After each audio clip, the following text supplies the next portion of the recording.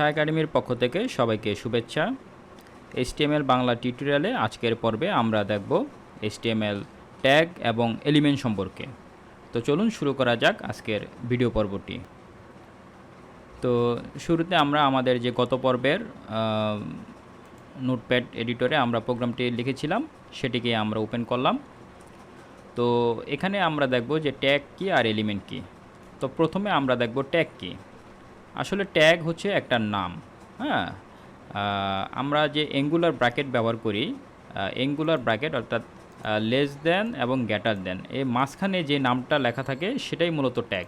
হ্যাঁ, যেমন HTML একটা ট্যাগ, হেড একটা ট্যাগ, টাইটেল একটা ট্যাগ, বডি একটা ট্যাগ, H1 একটা ট্যাগ, এরকম অসংখ্য ট্যাগ রয়েছে যেগুলো HTML-এ ব্যবহার করা হয়।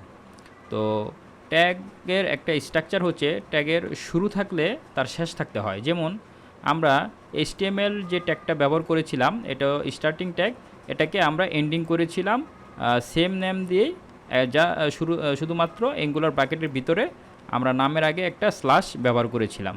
অনুরূপভাবে বডি ট্যাগ, এই বডি ট্যাগের আমরা শুরু করেছিলাম এবং এটাকে শেষও করেছিলাম একটা স্ল্যাশ চিহ্নর মাধ্যমে।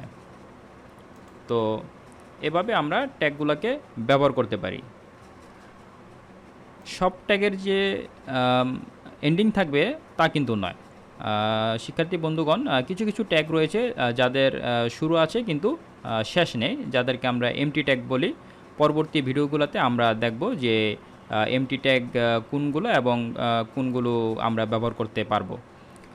তো এই হচ্ছে মোটামুটি আপনার ট্যাগ সম্পর্কে একটা ধারণা। এখন এলিমেন্ট কি?